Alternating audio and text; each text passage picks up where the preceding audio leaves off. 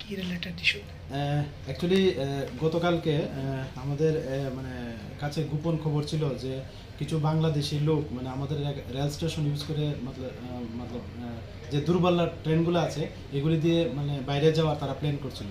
তো আমরা সেই সুবাদে আমরা সকাল থেকেই আমরা বিএসএফ, আগরতলা জিআরপি থানা, আরপিএফ এবং আমাদের যে আরও সিস্টার এজেন্সি আছে আমরা সবাই মিলে আমরা যে আগরতলা রেল স্টেশনের যে এক্সিট এবং এন্ট্রি পয়েন্টগুলো আছে সবগুলিতে আমরা মানে মানে এক প্রকার নাকা পয়েন্টের মতো আমরা বসে যাই।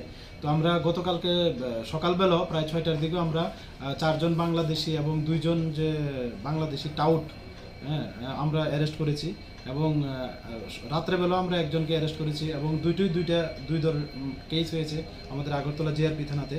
এবং যাদেরকে সকালবেলা অ্যারেস্ট করেছে তো কালকে আমরা ওনাদেরকে মহামান্য আদালতে প্রেরণ করেছি এবং এর মধ্যে আমরা একজনকে রিমান্ডও পেয়েছি এবং যিনি গত রাত্রেবেলা অ্যারেস্ট হয়েছেন আজকে আমরা ওনাকে মহামান্য আদালতে প্রেরণ করব এবং ওনাকেও পুলিশ রিমান্ড চাবো।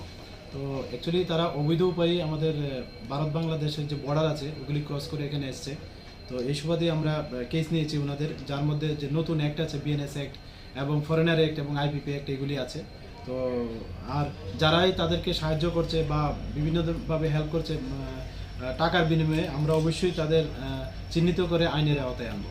গতকালকে যে ধরা পড়েছে রাতে, ওনার নামটা কি এবং কোথায় বাড়ি ওনার? ওনার নামটা হলো মোহাম্মদ ইব্রাহিম সর্দার, ওনার বয়স 39 আর বাবার নাম মোহাম্মদ রাসুল সর্দার।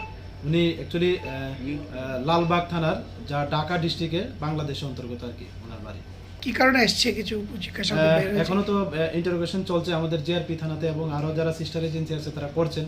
তো প্রিলিমিনারি বলছেন যে মানে উনি কাজের সন্ধানে এসেছেন এবং তিনি আরও অনেকবার ইন্ডিয়াতে এসেছেন, আসা যাওয়া করেছেন।